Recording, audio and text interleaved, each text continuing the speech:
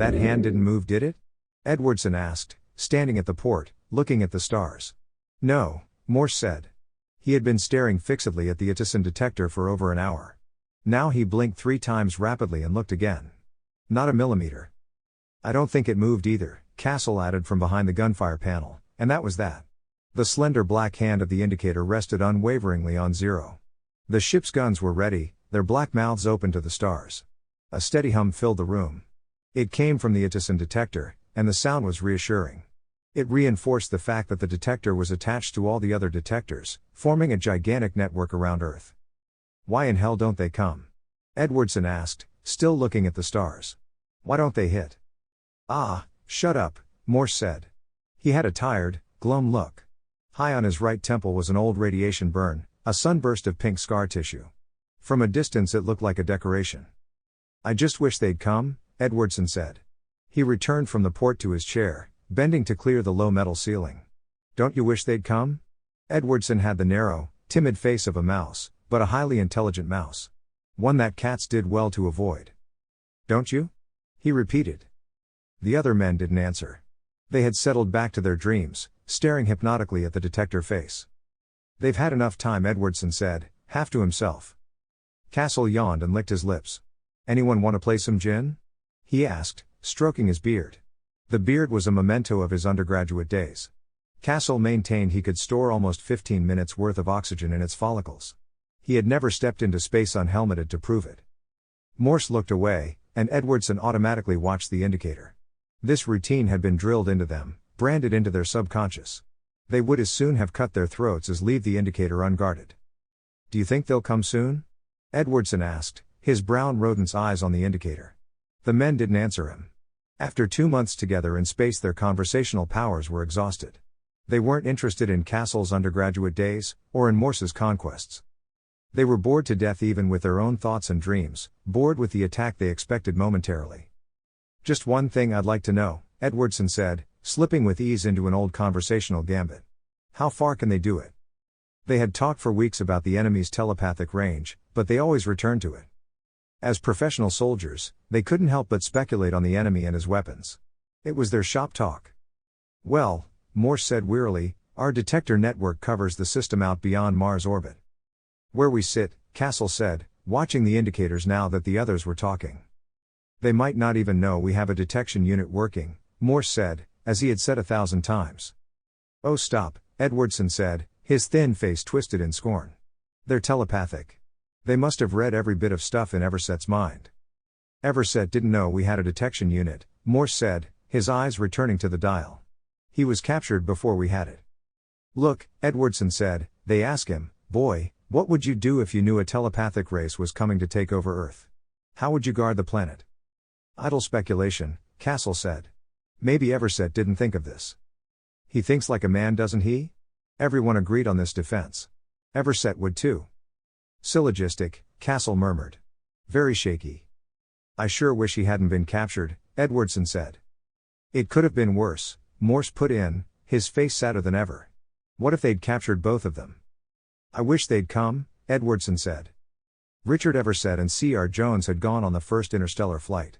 They had found an inhabited planet in the region of Vega. The rest was standard procedure. A flip of the coin had decided it.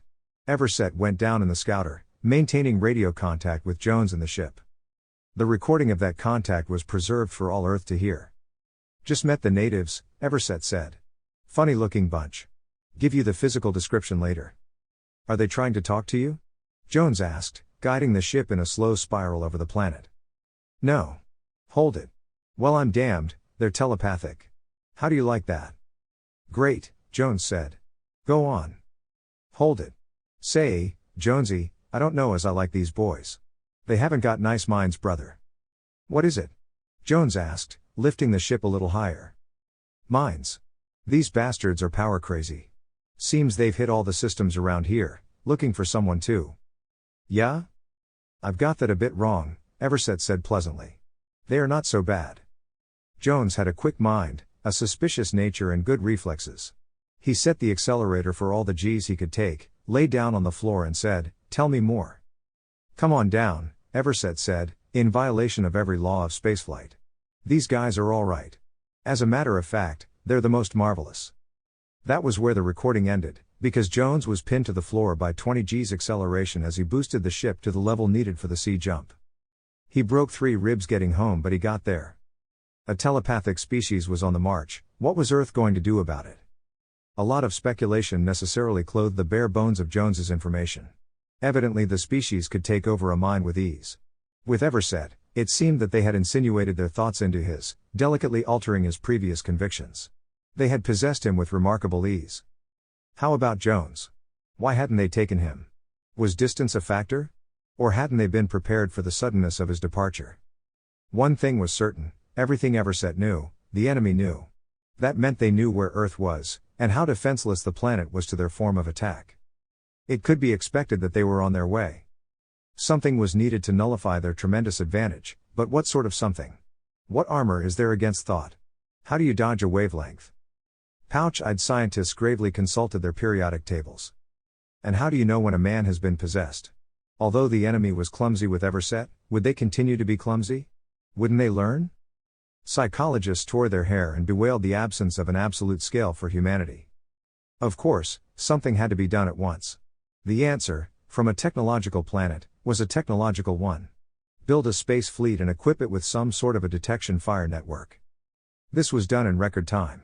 The Edison detector was developed, a cross between radar and the electroencephalograph. Any alteration from the typical human brain wave pattern of the occupants of a detector-equipped ship would boost the indicator around the dial. Even a bad dream or a case of indigestion would jar it. It seemed probable that any attempt to take over a human mind would disturb something.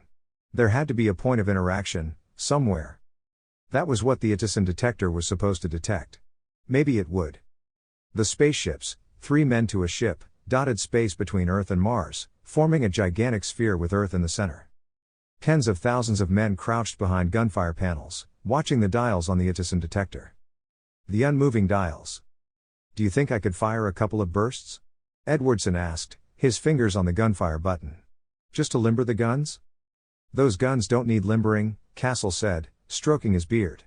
Besides, you'd throw the whole fleet into a panic. Castle, Morse said, very quietly. Get your hand off your beard. Why should I? Castle asked. Because, Morse answered, almost in a whisper, I am about to ram it right down your fat throat. Castle grinned and tightened his fists. Pleasure, he said. I'm tired of looking at that scar of yours. He stood up. Cut it, Edwardson said wearily. Watch the birdie. No reason to really, Morse said leaning back.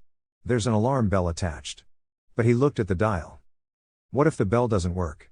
Edwardson asked. What if the dial is jammed? How would you like something cold slithering into your mind? The dial'll work, Castle said. His eyes shifted from Edwardson's face to the motionless indicator. I think I'll sack in, Edwardson said. Stick around, Castle said. Play you some gin. All right.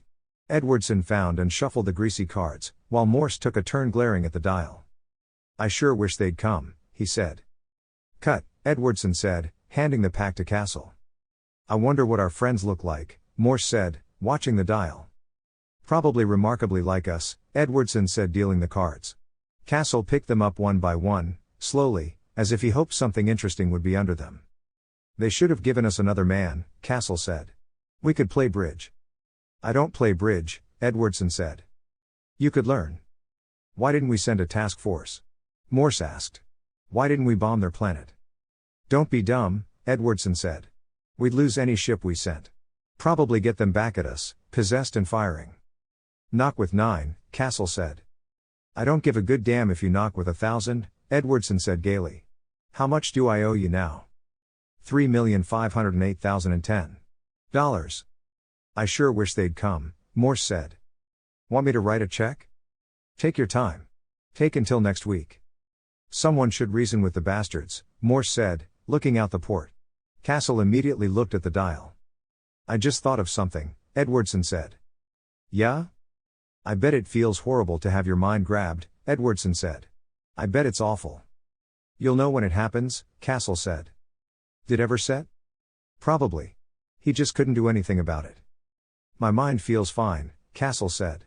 But the first one of you guys starts acting queer. Watch out. They all laughed. Well, Edwardson said, I'd sure like a chance to reason with them. This is stupid. Why not? Castle asked. You mean go out and meet them? Sure, Castle said. We're doing no good sitting here.